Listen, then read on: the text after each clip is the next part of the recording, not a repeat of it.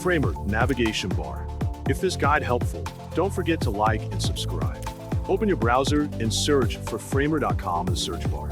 Log into your account. If you don't have one, you need to create one first.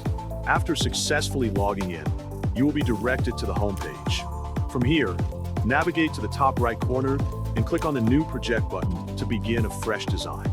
Once your project is ready, change its model into foam and start by creating a rectangle frame and place it at the top of your project.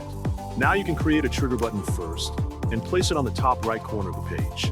Once done, click the Create Component option to start the animation.